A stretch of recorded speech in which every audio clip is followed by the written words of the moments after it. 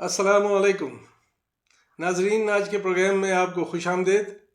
آج کا پروگرام بھی بلوچستان سے متعلق ہے۔ اس سے پہلے کے پروگرام میں ہم نے بلوچستان کے وسائل اور مسائل کا ذکر کیا تھا اور آپ سے وعدہ کیا تھا کہ اگلے پروگرام میں ان مسائل کے نتیجے میں پنپنے والی، جنم لینے والی دہشت گرد تنظیموں کا ذکر ہوگا اور بلوچستان کے مسائل کے حل پر گفتگو ہوگی۔ تو سب سے پہلے آتے ہیں کہ بلوچستان کی پریشانیوں کا جو نتیجہ بن رہی ہیں یہ دہشت گرد تنظیمیں، ان کا وجود کیسے عمل میں آیا۔ اصل میں بلوچستان میں 4-5 مرتبہ بغاوت کی تحریکیں چلی ہیں۔ پہلی تحریک چلی 1948 میں۔ جس طرح میں نے کل آپ سے ذکر کیا تھا، خان آف خلاد نے جب پاکستان کے ساتھ الحاق کے معاہدے پر دستخط کیے تو اس کے 4 مہینے بعد یعنی جولائی 1948 میں ان کے اپنے چھوٹے بھائی پرنس عبدالکریم خان نے بغاوت کا اعلان کیا۔ تو وہ لوگ بلوچستان کو الگ کرنا چاہتے تھے، الگ ایک آزاد ریاست بنانا چاہتے تھے۔ چنانچہ ان کے خلاف ملٹری آپریشن ہوا اور ملٹری آپریشن کی وجہ سے بہت جلد 1948 والی جو بغاوت کی تاریخ ہے وہ ڈاؤن کر دی گئی۔ اب اس کے بعد جب 10 سال گزرے 1958 میں حکومت کو یہ خبریں ملنی شروع ہوئیں کہ خان آف خلاد پاکستان سے الگ ہونا چاہتے ہیں اپنی ریاست کو، اور وہ شاید پاکستان کی نسبت انڈیا کو زیادہ پریفر کرتے ہیں۔ تو یہ سکندر مرزا کا دور حکومت تھا، تو سکندر مرزا صاحب نے فیصلہ دیا کہ خان آف خلاد کو گرفتار کر لیا جائے۔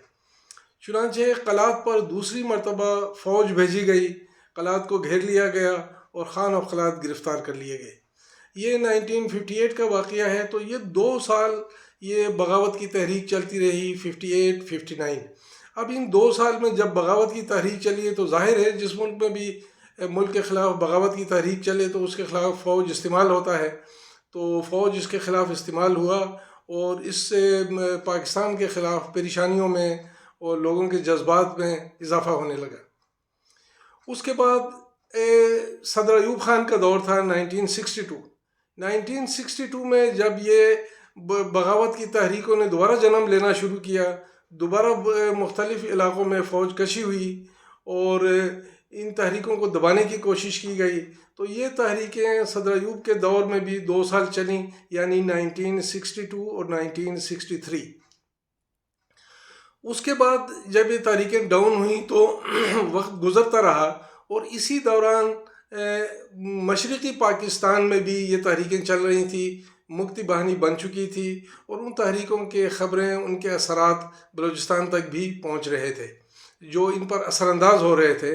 اور اسی طرح سندھ میں سندھو دیش کی تحریک شروع ہوئی تھی جسے جی ایم سید لیڈ کر رہے تھے۔ تو ان کے اثرات بھی بلوچستان پر پڑنا شروع ہوئے، جو کہ آلریڈی 3 جس طرح میں نے ذکر کیا ہے 3 بغاوت کی تحریکیں بلوچستان میں آلریڈی ہو چکی تھیں، تو ان پر سندھ اور مشرقی پاکستان کا بھی اثر پڑ رہا تھا۔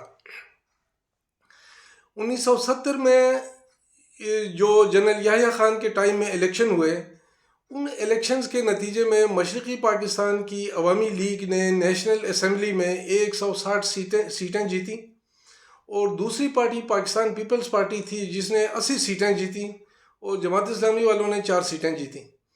اب مشرقی پاکستان کی عوامی لیگ کوشش کرتی رہی کہ جی ہم سیٹیں جیت چکے ہیں، 160 سیٹیں، نیشنل اسمبلی کا اجلاس بلایا جائے، اگر قانون میں کوئی تبدیلی کرنی ہے تو ہم کر لیں گے، حکومت چلا لیں گے۔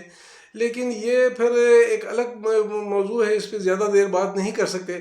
تو وہ سلسلہ چلتا رہا، آخر میں یہ نتیجہ نکلا کہ نہ قومی اسمبلی کا اجلاس بلایا گیا اور نہ ان کو حکومت دی گئی، جس کا نتیجہ یہ نکلا کہ مشرقی پاکستان الگ ہو گیا۔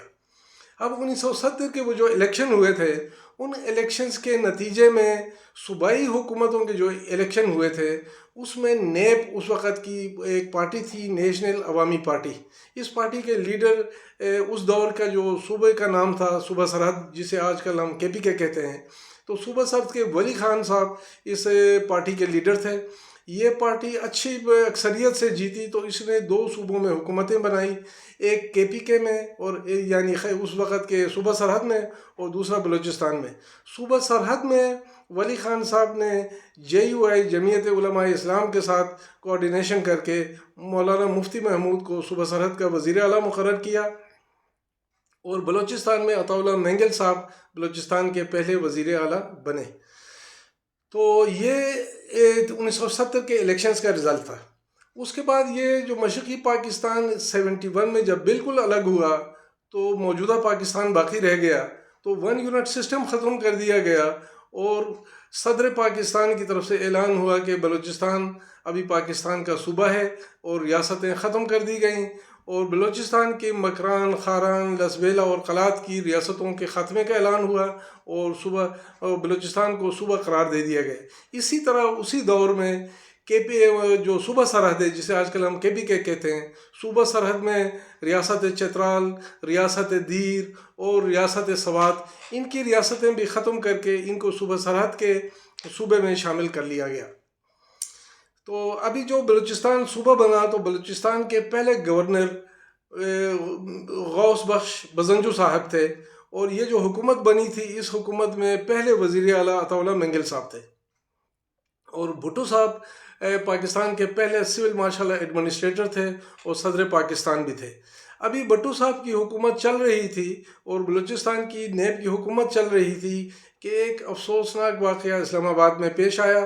اس واقعے میں یہ ہوا کہ عراق کا جو سفارت خانہ ہے، ان کے کونسلر کے گھر سے بڑا بھاری مقدار میں اسلحہ اور گولہ بارود پکڑا گیا۔ جو اسلحہ پکڑا گیا تھا اس میں AK-47 رائفلوں کی تعداد 300 سے زیادہ تھی، اور گولہ بارود بھی تھا۔ اس کی انکوائری ہوئی، انکوائری کے نتیجے میں یہ بتایا گیا کہ یہ اسلحہ عراقی سفارت خانے نے بلوچستان کی حکومت کے لیے منگوایا تھا، اور یہ ان کو بھیجا جانا تھا۔ اس پر جب بھٹو حکومت میں بلوچستان کی حکومت سے پوچھ گچھ ہوئی کہ بھئی یہ اسلحہ آپ نے کیوں منگوایا تھا، کس لیے، کیا ضرورت تھی، تو انہوں نے بڑا کلیئر جواب دیا۔ انہوں نے کہا جی ہمارے ساتھ افغانستان کا ملک لگتا ہے، ہمارے اپنے بلوچستان میں اسلحے کی کمی نہیں ہے، ہمیں اگر اسلحے کی ضرورت ہوتی تو ہم افغانستان سے منگاتے، ہمیں عراق سے اسلحہ منگوانے کی کیا ضرورت۔ لیکن بھٹو صاحب نے ان کے اس جواب کو قبول نہیں کیا، اور ابھی اس حکومت کو 1 سال بھی نہیں ہوا تھا، 10 مہینے ہوئے تھے کہ وہ حکومت برخاست کر دی گئی۔ تو اس حکومت کے برخاست کرنے کا بڑا شدید رد عمل سامنے آیا، اور لوگوں نے اس پہ خفیہ و ناراضگیوں کا اظہار کیا، جیسے پہلے کی بغاوتوں میں ہوتا رہا۔ تو اب بلوچستان میں تقریباً چوتھی بغاوت نے جنم لیا، اور حکومت کے پاکستان کے خلاف باتیں شروع ہوئیں۔ تو پھر یہ جو قائدین تھے اس کے نیشنل عوامی پارٹی کے، انہیں گرفتار کر لیا گیا۔ اب ان گرفتار شدگان میں بلوچستان کے گورنر غوث بخش بزنجو بھی شامل تھے، وزیر اعلیٰ عطا اللہ مینگل شامل تھے، اور مری قبائل کے جو نواب خیر بخش مری صاحب شامل تھے، اور اس وقت کے صوبہ سرحد کے عبدالولی خان صاحب بھی شامل تھے۔ ان قیدیوں کو کچھ عرصہ بلوچستان میں رکھا گیا، اس کے بعد ان کو سندھ کے حیدرآباد جیل میں منتقل کر دیا گیا۔ اب ایک طرف تو بلوچستان کی حکومت توڑ دی گئی، اور دوسری طرف یہ ہے کہ ان کے قائدین گرفتار ہوئے، تو اس چیز کا بڑا سخت اثر پڑا وہاں کے عوام پہ، اور وہاں کے اس وقت تک جو وہاں کی طلبہ تنظیموں کا ایک بڑا طلبہ کی ایک بڑی تنظیم بن چکی تھی، BSO بلوچستان اسٹوڈنٹس آرگنائزیشن، اس نے زبردست احتجاج کیا اس کو ظلم قرار دے کر اور ناانصافی قرار دے کر۔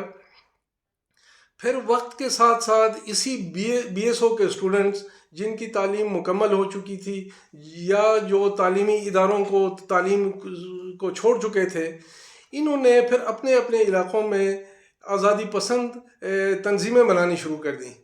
تو اس میں پہلی تنظیم تو خان آف خلات کے پرنس عبدالکریم، خان آف خلات کے بھائی پرنس عبدالکریم خان کی تھی، اور اس کے بعد دوسری تنظیم نواب خیر بخش مری کے بیٹے بلاچ مری نے بنائی۔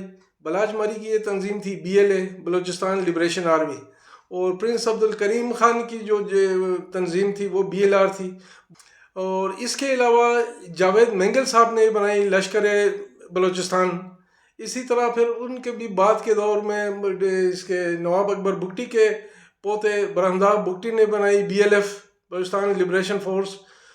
تو اب ان تنظیموں کے علاوہ ان تنظیموں کا مینڈیٹ بیسیکلی تھا بغاوت، اور ان کا مینڈیٹ تھا کہ جی اگر ہمارے ساتھ انصاف نہیں ہو رہا تو ہمیں آزاد کر دیں، ہم آزاد ہونا چاہتے ہیں۔ لیکن پھر یہ ہوا کہ اس وقت ساتھ ساتھ سوویت یونین آگے بڑھتا ہوا آ رہا تھا۔ سوویت یونین بحر ہند تک پہنچنا چاہتا تھا، انڈین اوشین تک۔ اور سوویت یونین نے سینٹرل ایشیا کے کئی ممالک ہڑپ کر لیے تھے، جس میں تاجکستان، کرغزستان، ترکمانستان، اور یہ سارے ملک ہڑپ کرتا ہوا سوویت یونین آگے بڑھ رہا تھا، اور آگے بڑھتے بڑھتے وہ افغانستان تک پہنچ چکا تھا۔ افغانستان پر فوج کشی کے بعد سوویت یونین کے فوجی بلوچستان کے بارڈر تک پہنچ گئے تھے، اور وہ چاہتے تھے کہ جی یہاں سے ایک کوریڈور سیٹ کیا جائے، اور اگلا افغانستان کو کلیئر کرنے کے بعد وہ بلوچستان پہ قبضہ کرنا چاہتے تھے تاکہ بحر ہند تک پہنچ سکے، اور بحر ہند کے راستے وایا بلوچستان، وایا افغانستان، سینٹرل ایشیا کی جو ریاستیں انہوں نے قبضہ کی تھیں، ان کا ایک ٹریڈ روٹ بن جائے، انٹرنیشنل ٹریڈ روٹ۔ کیونکہ آج کل کی ساری تجارت سمندر کے راستے ہوتی ہے، تو ان سینٹرل ایشیا کے ممالک کا اور کوئی راستہ نہیں تھا سوائے بلوچستان سے ہوتے ہوئے بحر ہند تک پہنچنے کا۔ تو اس دور کی بڑی مضبوط اور تگڑی انٹیلیجنس ایجنسی KGB تھی۔ KGB سوویت یونین کی ایجنسی تھی، تو اس ایجنسی نے یہ جو بغاوت کی تحریکیں بلوچستان میں شروع ہوئی تھیں، ان تنظیموں کے لیڈران سے رابطے کیے اور ان کو پک کر لیا۔ پک کر کے ان کی ٹریننگ ہوئی، ان کی ملٹری بیسس پہ ٹریننگ ہوئی، ان کی بورڈنگ لاجنگ کا بندوبست ہوا، ان کی فنڈنگ کا بندوبست ہوا، اور یہ آزادی پسند تحریکوں سے تبدیل ہو کر دہشت گرد تنظیموں میں تبدیل ہو گئی، اور انہوں نے دہشت گردی شروع کر دی۔ اب ان کی دہشت گردی کا مینڈیٹ یہ تھا کہ ٹارگٹ کلنگ، ان لوگوں کی ٹارگٹ کلنگ جو سوویت یونین کے ایجنڈے کے خلاف تھے، اور پھر یہ ہے کہ کڈنیپنگ، پھر یہ ہے کہ رینسم یعنی بھتہ لینا، تاوان لینا لوگوں کو اور اغوا کرنے کے بعد، اور demolition of military installations, government installations, سرکاری ملازمین، وردی والے، پولیس ہو، کنسٹیبلری ہو، لیویز ہو، آرمی ہو، ان سب کو ٹارگٹ بنانا ان کے مینڈیٹ میں شامل تھا۔ حتیٰ کہ ابھی جو پاکستان کا دوست ملک چائنا گوادر پہ کام کر رہا تھا، تو چائنیز جو ملازمین ہیں، چائنیز جو یہاں کمپنیاں ہیں، ان کو بھی ہٹ کیا گیا، اور اس ہٹ کرنے کا نتیجہ یہ ہوا کہ پاکستان کو ان تمام تنظیموں کو دہشت گرد قرار دینا پڑا۔ اسی طرح چائنا نے بھی ان کو دہشت گردوں کی لسٹ میں شامل کیا، اور پاکستان اور چائنا کو دیکھتے ہوئے ایران نے، UK نے اور امریکہ نے بھی ان کو دہشت گرد تنظیم قرار دیا۔ اب یہ ہے کہ یہ صرف BLA، BLF، BLR اور لشکر بلوچستان ہی نہیں، اور تنظیمیں بھی پھر بنتی گئیں۔ یعنی ان تنظیموں کے دو گروپ بن گئے۔ ایک گروپ وہ تھا جو نیشنلسٹ تنظیمیں تھیں، جو جیسے جن کا میں نے ذکر کیا ہے۔ اب دوسری تنظیمیں ایسی بننے لگیں جو سیکٹیرین والی تنظیمیں تھیں، فرقہ واریت پھیلانے والی۔ ان میں سے جیسے سپاہ صحابہ تھا جو شیعہ کو کافر کہنے لگے، تو ان کے جواب میں تنظیم بنی سپاہ محمد جو سنیوں کو کافر کہتی تھی۔ اسی طرح جیش عدل بن گیا۔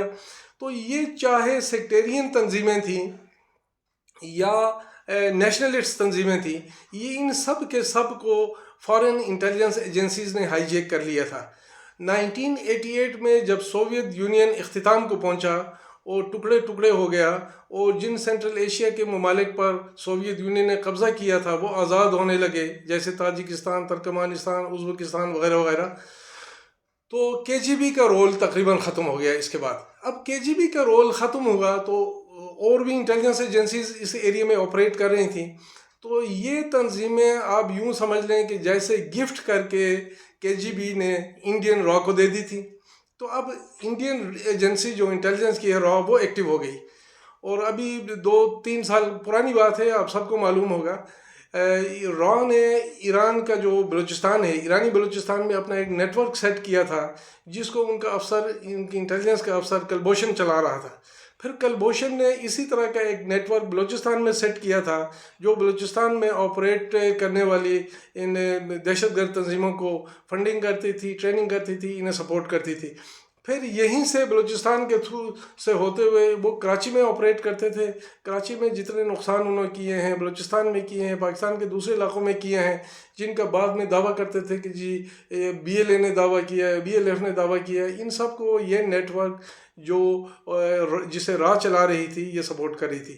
وہ پھر الحمدللہ شکر پاکستان آرمی کی کوششوں سے اور پاکستان کے جو بڑے انٹیلیجنس ادارے آئی ایس آئی کی کوششوں سے یہ نیٹ ورک پورا پکڑا گیا اور کلبھوشن کا اور اس نیٹ ورک کا ستیہ ناش پھیر دیا گیا اور ان کے جو بھی کانٹیکٹس تھے کراچی بلوچستان میں وہ ختم کر دیے گئے.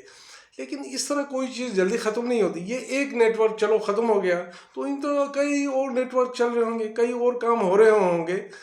تو یہ ان کی صورتحال تھی کہ چاہے یہ سیکٹیرین تھی یا نیشنل, اب ان کو سپورٹ کر رہے تھے یہی را اور پہلے کے جی بی پھر را, اس کے بعد اس میں افغان انٹیلیجنس کو بھی اس میں گنا جاتا ہے اور کسی حد تک ایرانی انٹیلیجنس بھی اس نیٹ ورک میں شامل تھی ان کو استعمال کرنے میں. تو ان کو استعمال کرنے کے لیے جو زیادہ طریقہ جو جگہ استعمال ہوئے ہیں زیادہ تر افغانستان استعمال ہوا ہے. یعنی ان لوگوں کا افغانستان میں ان کو سیکیورٹی کے طور پہ وہاں لے جایا جاتا تھا, ٹھہرایا جاتا تھا, کھلایا پلایا جاتا تھا, فنڈنگ ہوتی تھی. اور کچھ تنظیموں کو ایران کے سیستان کے علاقے میں ٹھہرایا جاتا تھا, جیسے پچھلے دنوں پاکستان ایئر فورس نے وہاں اسٹرائک بھی کیا تھا ان کے کچھ فراری کیمپوں پر. تو اس طرح یہ لوگ ان کو سپورٹ کر رہے تھے اور ان کا مقصد یہ تھا, اپنا نیشنل انٹرسٹ میں یہ کام کر رہے تھے جو پاکستان کے خلاف تھا.